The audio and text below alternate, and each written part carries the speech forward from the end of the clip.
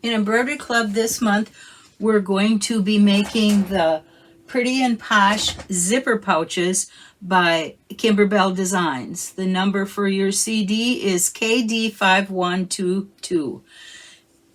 These designs come in 4 different options.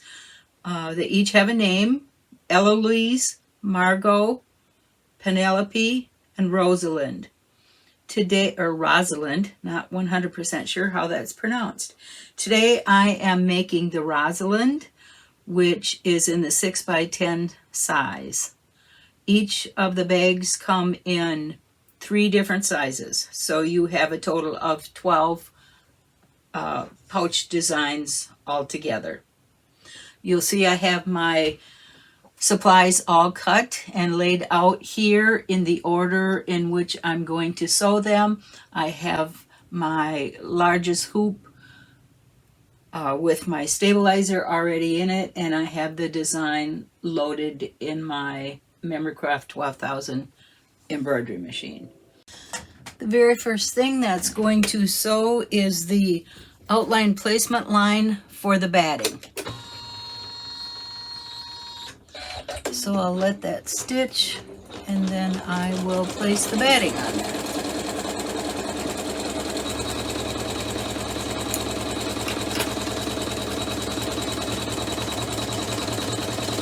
It doesn't look like it caught the first part of the stitches. Sometimes that happens when I'm sewing directly on the stabilizer, but it doesn't matter. I'll be able to tell the shape of the outline. And I've cut my batting the size that it said on the instructions, so I know it will fit just fine. So I'm going to place my batting underneath there, and I'm going to make sure that it completely covers the placement line. Just smooth it out a little bit. Actually, I might spray just a little bit of adhesive spray. I don't necessarily recommend that you do that while the hoop is in the machine. Then the next part that's going to stitch will be the placement line for the bottom part of the bag, and then it's going to stitch a line up here for the placement of the top part, and then the very first thing that you lay down on it will be the zipper. So as soon as that finishes, I'll be back. The batting placement lines finished stitching, and then it said to trim close to the outside edges. I did use my blunt tip-up scissors because they don't catch on the edges when you're trimming. Now step number 3 on the machine, and actually step number 7 in the instructions say to stitch the zipper placement line with a color that's visible, and I'm using black because my zipper is going to be black. After the zipper placement line stitched, I laid my zipper right side up with the tab well beyond the edge of the bag. You don't want to get that tab underneath the foot. It for sure will break your zipper, maybe, or break your needle, maybe even your embroidery foot. So then I've taped it in 2 other spots, and I'm going to stitch it in place, and I am using Kimberbell paper tape, so it'll stitch right over the top of that just fine, and it won't gum up my needle. And then when I'm done, and you can notice that my zipper is longer than I need, but I will trim it, and I usually save these little end pieces, and I use them on some smaller pouch bags that I make. I have some extra zipper pulls.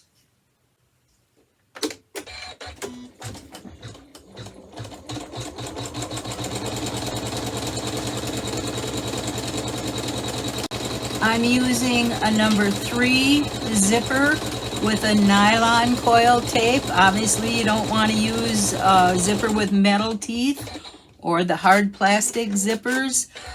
It definitely would break when it goes over the top of it. And now that's finished. And so the instructions say to, oh, let's see here, to flip the hoop over and remove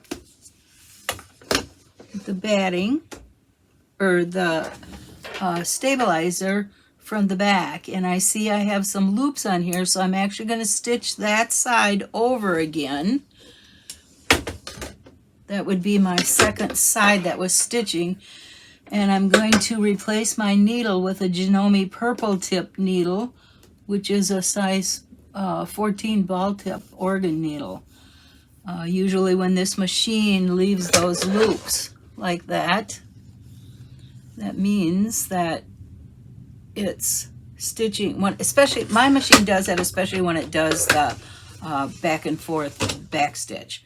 So I'm going to change my needle and I'll be back. I changed my needle to the purple tip Janome needle, and I backed up the machine to restitch that second side, which would be this side over here. So now I'm going to trim. The instructions say to trim as close as you can get to the inside of that stitching line that you just put there. So if you get it nice and close, usually you can run your scissors right down the edge of the seam, and that works pretty good. I also slowed my machine down to, I had it at 600 stitches per minute, and I slowed it down to 500. When it does that back stitch, it goes in that same hole about 3 times, and then that's what creates that loop sometimes on the back.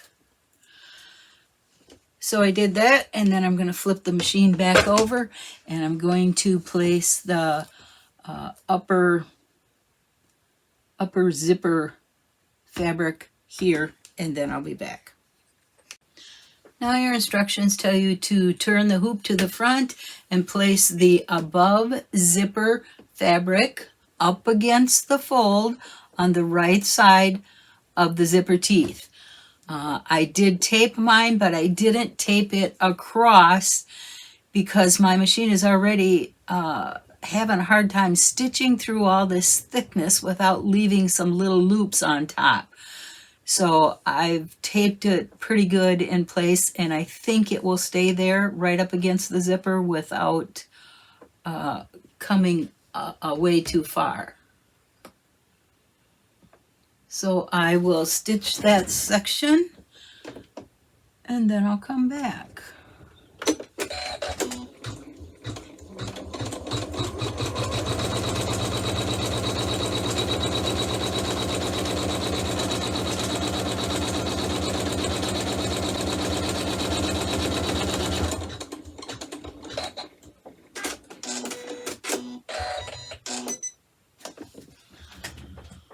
Okay, so that part finished stitching. Now it says to remove the tape and to turn the hoop to the back side and to place the above zipper lining fabric the exact same way that I placed this piece.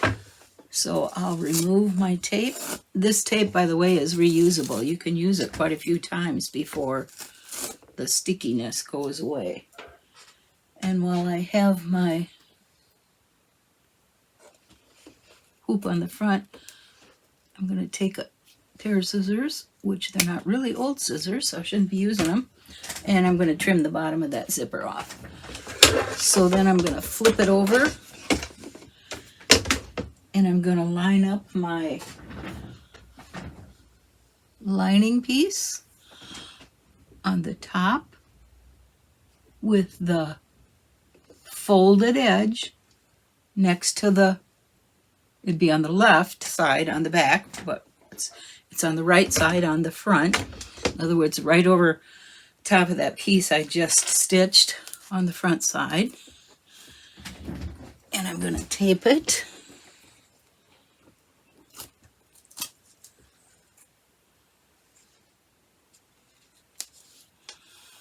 I have a black zipper. Maybe if I turn another light on here. And black thread, so it's a little bit hard to see the edge of that.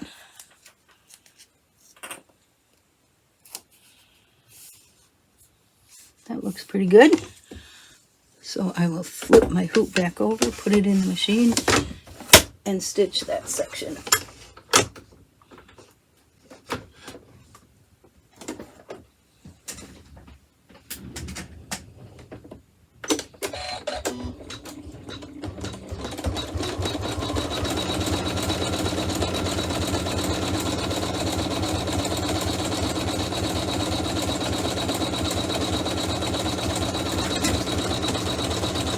The machine is doing that back stitch again, so hopefully it will stitch it okay, and I can see it is not. So I'm going to stop the machine and cut it out. I did stop the machine, and a closer look, it does look okay. There's a couple of small loops, but I'm just going to leave them. That's the last purple tip needle I have, so hopefully it'll stitch okay and I'll continue on. So I'm going to finish the rest of the outline around the outside edge of this top bag piece.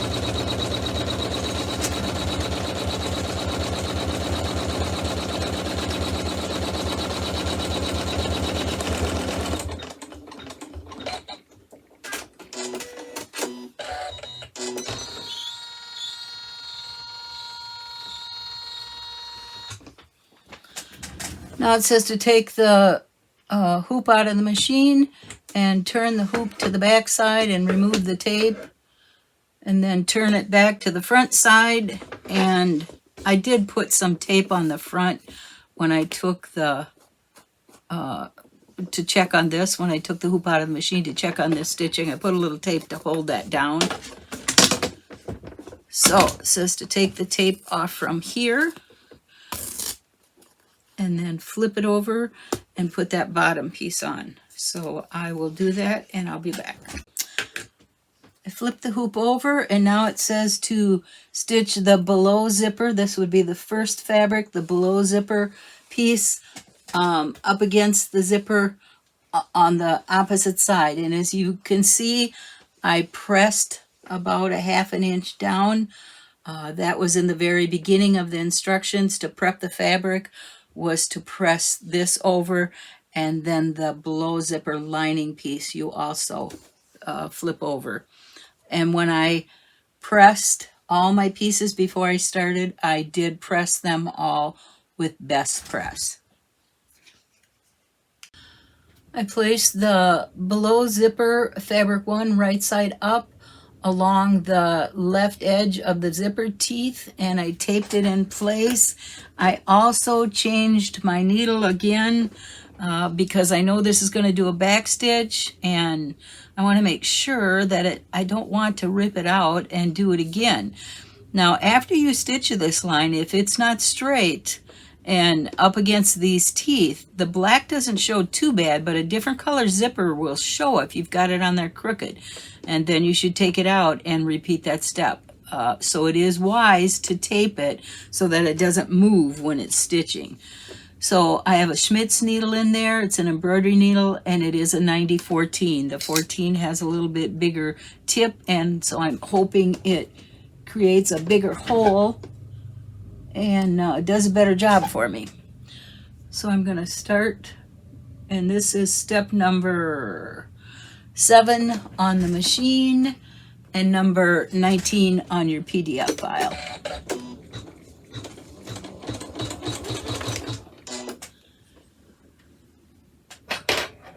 I'm going to stop and trim that a little bit.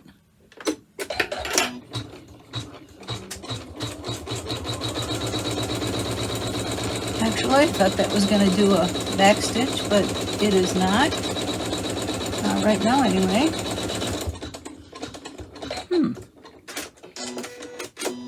Well, it stitched it good, so we'll see what happens when I stitch the next one. So now it says to turn the hoop to the back and remove the tape from below the zipper lining, which is right here. Turn the hoop to the back and tape the piece of below lining fabric on the back side. You can see I turned the hoop to the back and I placed the below lining fabric right side up with the folded edge again up against the zipper teeth, and I taped the sides, each side and the corner, or each side and the center, so that it stays in place. You can see that I taped the corners and the bottom edge too, which I should have done to begin with, because obviously when I flipped the hoop over, this piece kind of flopped forward.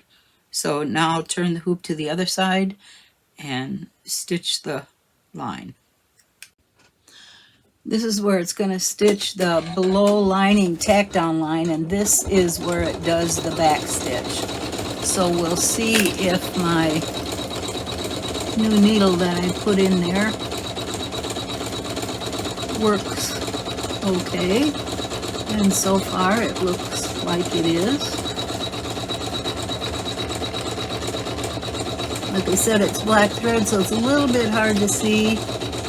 Looks like there's a loop there, but not big enough to take it out.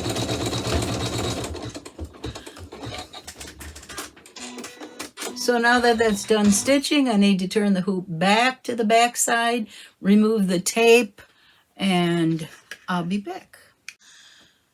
This is the back side of the hoop. Let me see if I can adjust the camera here so you can see this.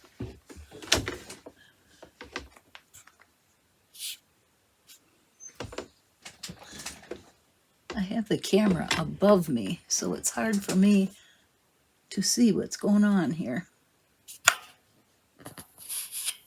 I think you can see this. You can see where the tape, this sewed down through the middle of the tape. So when you tear that tape off, kind of put your fingernail there and pull from each side. Don't just rip that tape off. It is perforated, but if you just take a hold of that and rip it off, it's going to loosen those stitches a little bit, and you don't want that to happen. I removed the tape from the corners and around the edges, and now it says to flip the lining fabric right side down up towards the top of the whole bag. And the reason why that is because you don't want the rest of the, if you left this down, then all of your stitches would sew on the lining, and you don't want that. So you need to flip that up and then tape that so that it stays up there when you flip it back over to the other side. I flipped it over to the front side, and now we're on stitch number 9 on the machine and stitch number 21 on the PDF instructions. The instructions say to tack down the tack down line below the zipper on this piece right here for the next piece of fabric. So I'll stitch that tack down line.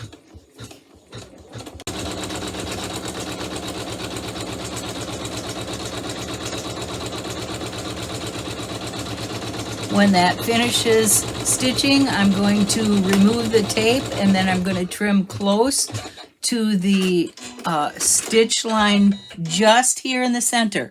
I'm not going to trim out here on the edges.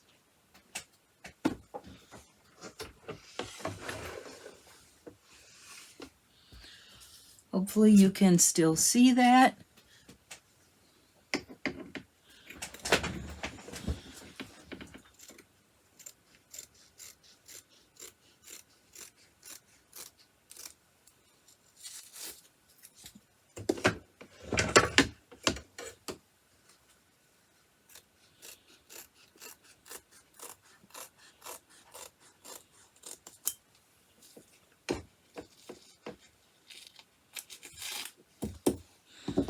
I'm going to leave a piece of tape on this zipper pull because I don't want that to accidentally flip forward and have my machine hit it. What's going to stitch now is step number 10 on the machine, and it actually will be the below zipper 2 placement line for the fabric number 2. So you can see it's just stitching a placement line, then I'll place the fabric over the top of it and go from there. Now take your fabric number 2 and lay it right side up over that placement line that you just stitched. Make sure it covers the whole thing.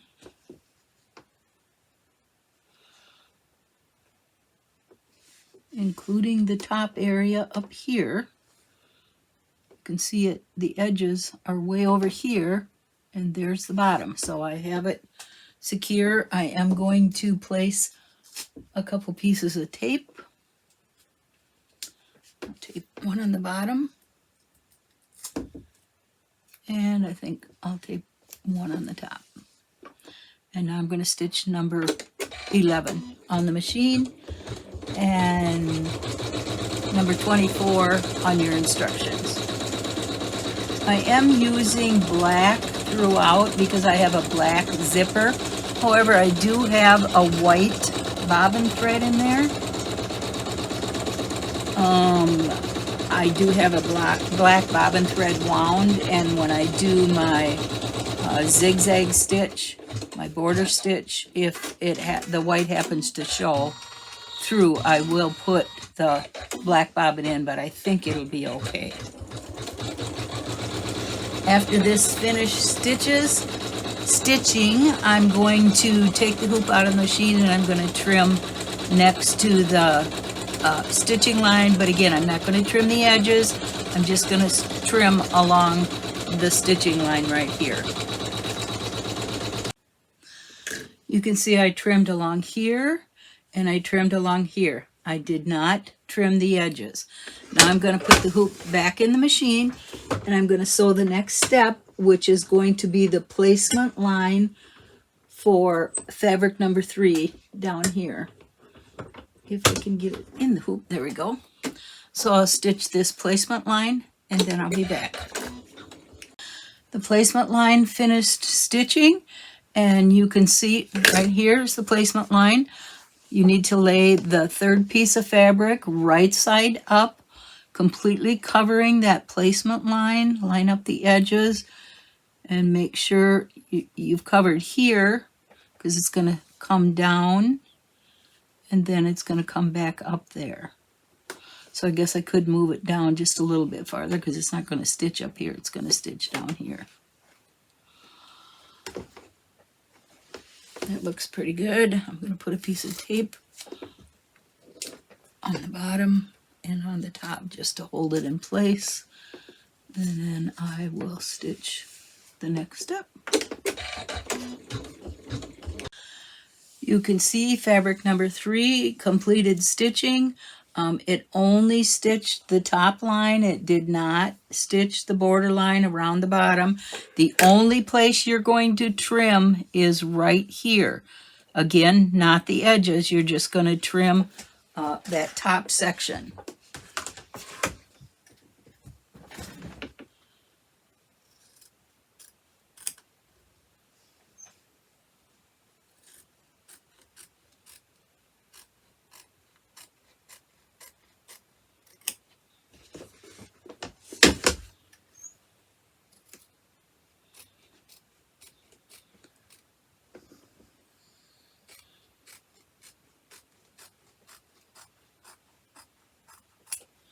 Trying to trim that without getting my head in the way so you can see what I'm doing.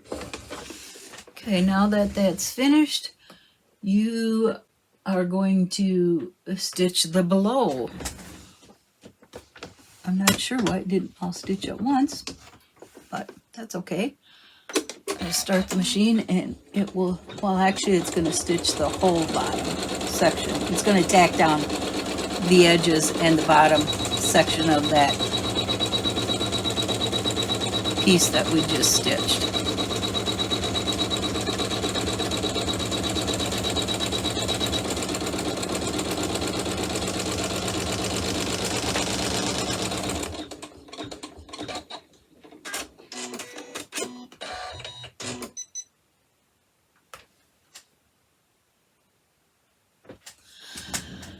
Now it's going to stitch these chevron satin stitch outline stitches.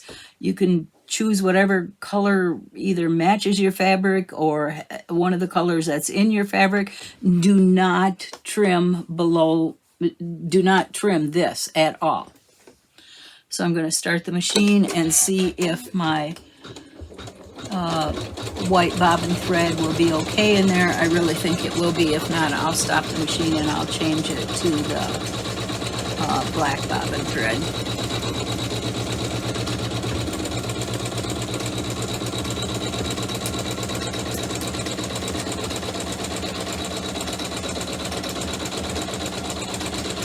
It's going to do the chevron stitch here, and then it's going to go down here and do the chevron stitch, and it actually takes quite a while. So I will stop the machine and come back when it's all finished. In the last little section, I said I'd stop the machine. What I meant was I would stop the camera until this chevron stitch was finished. And it's not completely finished yet, but you can see that my white bobbin thread is not coming up. So I'm going to just leave it with the white bobbin thread in there. And when you do embroidery, on the bottom of the design that you are stitching, there should be 2/3 of your top thread showing and only 1/3 of your bobbin thread showing. So if you ever do have any of your bobbin thread showing on the top, you definitely need to stop and make some adjustments, because that bobbin thread should never show on top. But it is okay for 2/3 of the top thread to show on the bottom. Chevron stitch, zigzag stitch, finished stitching, and now it says to flip the hoop to the back side, and this is step number 33 in the PDF. Remove the tape, which I already did, and to flip this down and then secure it with tape, and then we're going to flip the hoop to the front side, and it's going to stitch the placement or the tack down stitch. Then it will stitch the design here and below, which will actually go on this lining piece, but that's okay. So I'll flip it back over and I'll put the hoop in the machine. And stitch number 16 on the machine, which is the tack down stitch. It's going to tack the, whoops.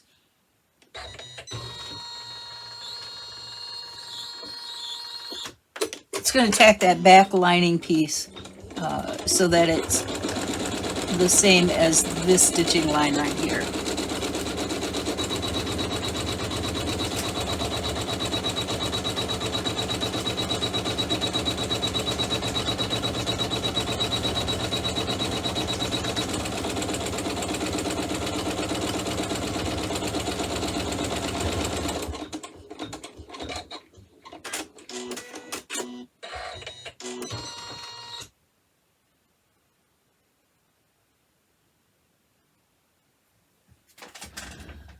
Now it's going to stitch the quilting detail up here, and I can't remember, I do have the other bag, the big bag done, if I put the yellow on there or not. Actually, I would just as soon not put the designs on here because I like the fabric and the fabric is already busy, but for the purpose of the video, I am going to do that so that you can see it stitch. And I actually believe that I did put the yellow and do that, the yellow on there so that it shows up against those black stitches. So I'm gonna quick put my yellow thread in.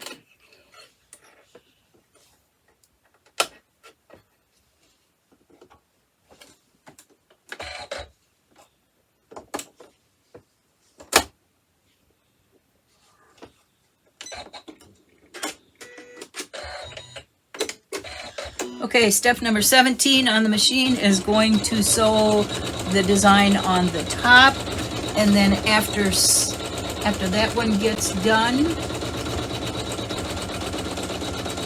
it's gonna sew an outline stitch in the center, and then it will sew the design on the bottom, and I'll probably change to black thread when I do the bottom.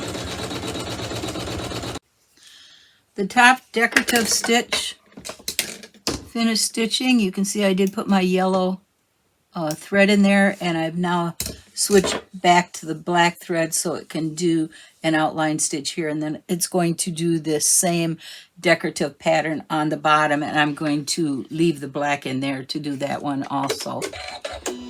This is step number 18 on the machine and step number 37 on your PDF instructions.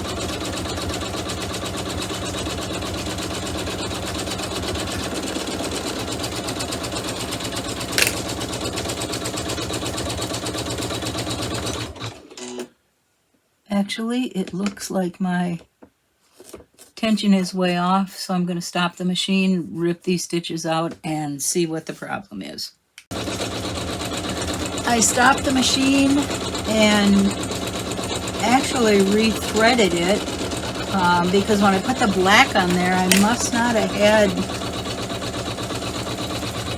it in one of the tension discs properly, because it's stitching okay now, although I did adjust the top tension to a little bit tighter, because this is only a single line stitch here, and it's stitched pretty good this time. So now I'm going to stitch the next step, which will be the decorative stitches on the bottom, and I'm just going to leave the black thread in there.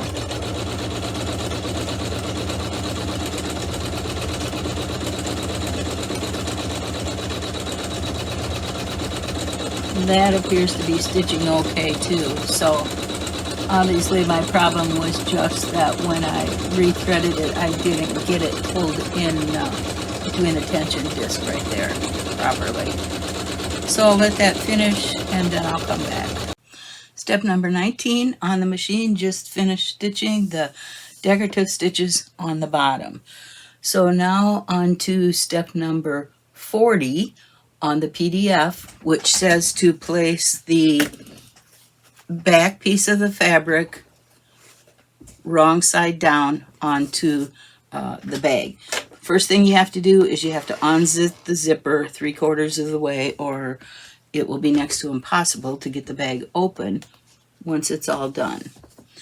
And I like to put a tab on mine because I'm going to give you all a key fob that I've digitized. Give you a pattern, not give you the key fob. And so you need this little loop on here to be able to attach the key fob to. So it's just, you could use a gray ribbon, probably 3/8 of an inch. I just folded a piece of probably 1.5 inch fabric in the middle and then folded it in again and stitched down the edge and made my own loop. So I'm going to secure that on there first. Then I'm going to put my back to make sure it completely covers all of the outside placement line. And I better tape that in place, or I know that'll probably move.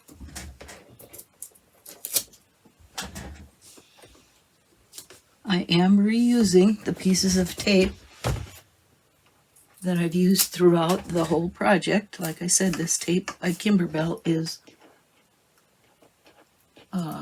stays quite sticky through the whole project. Okay, I think I'm ready. So this is step 20 on the machine, and like I said, step 40 in the PDF file.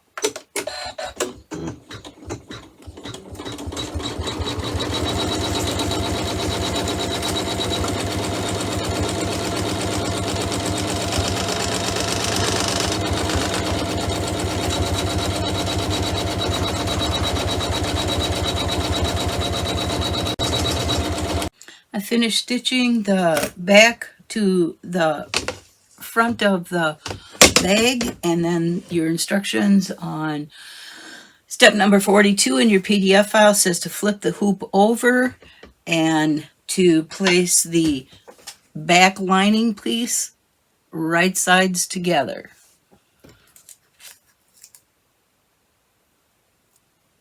And then tape the edges. So when you flip the hoop back over, it doesn't move.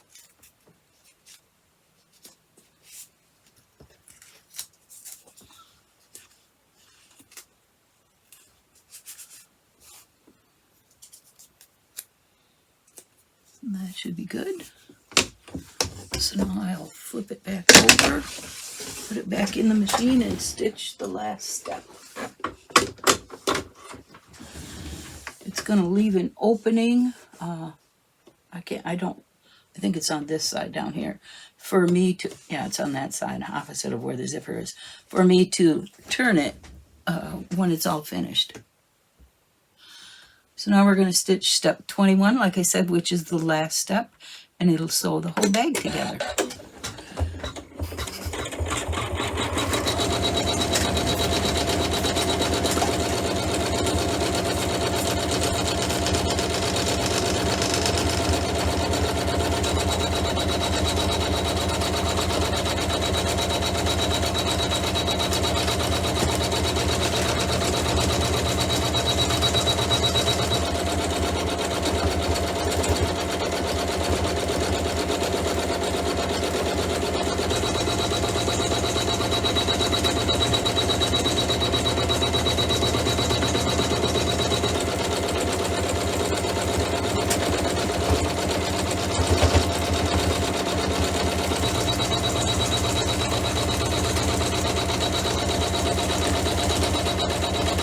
That final piece finished stitching the whole project together, and now I'm going to take it out of the hoop, and then I'm going to trim around the edges and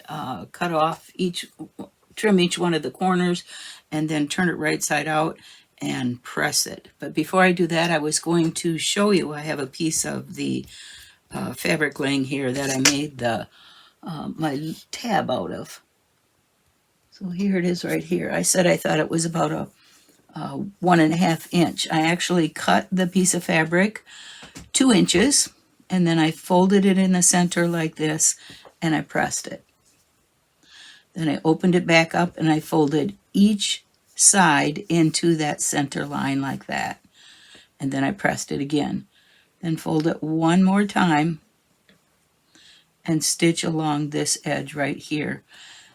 And on my bags, I made one of each one of the different sizes. So this piece of,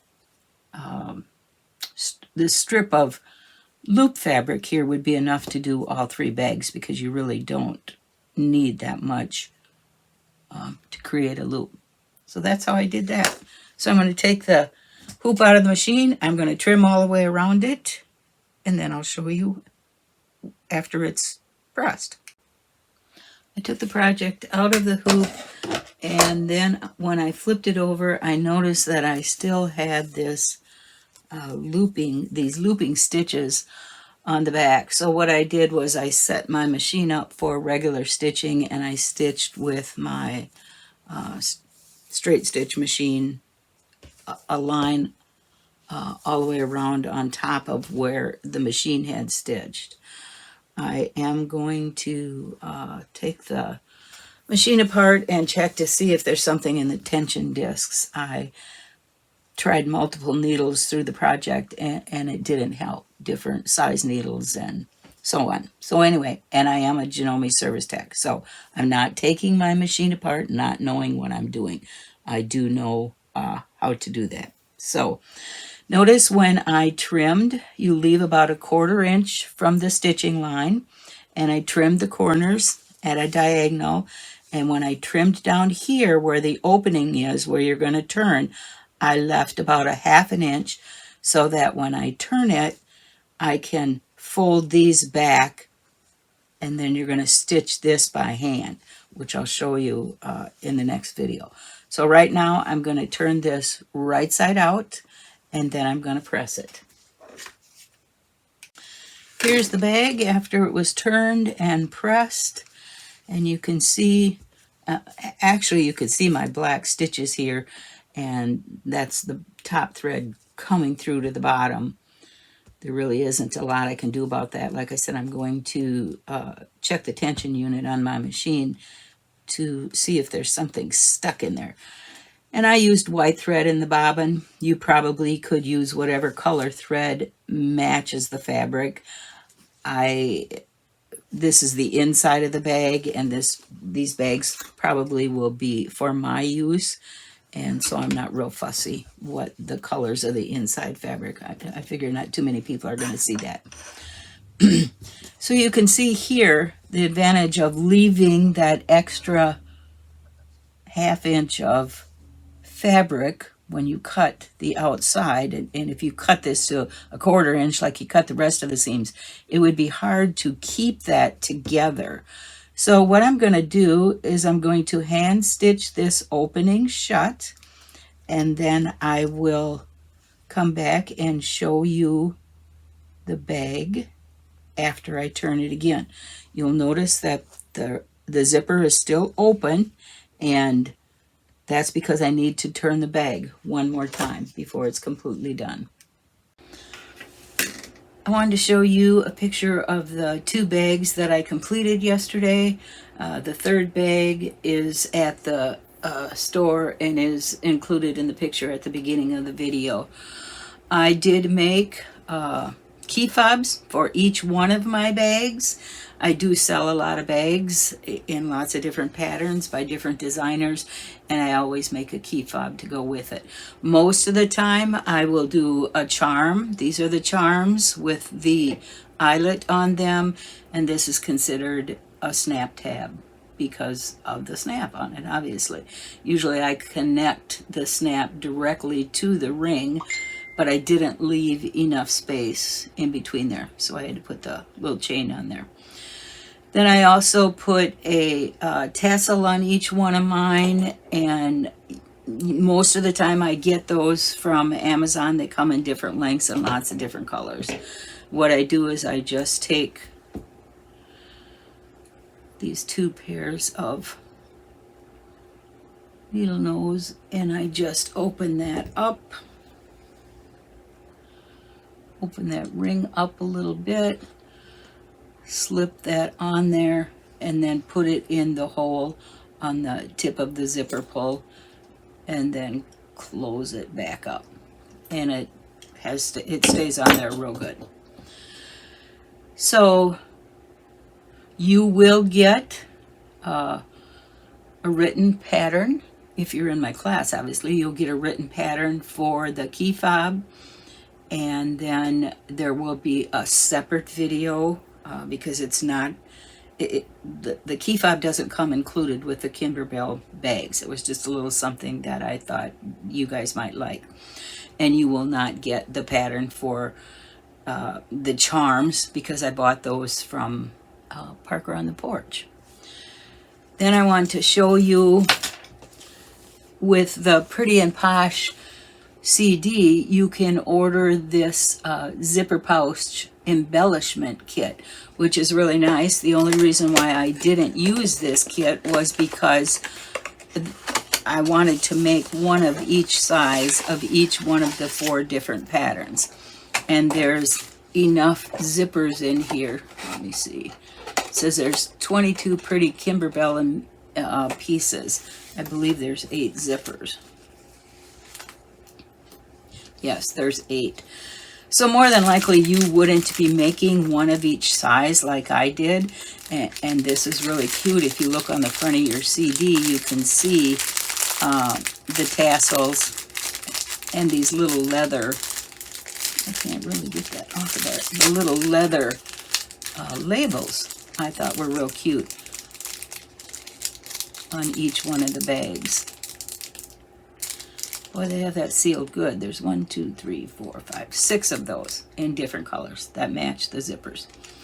So anyway, if you decide you would like to have this particular kit, just let them know upstairs and they would pre-order one for you.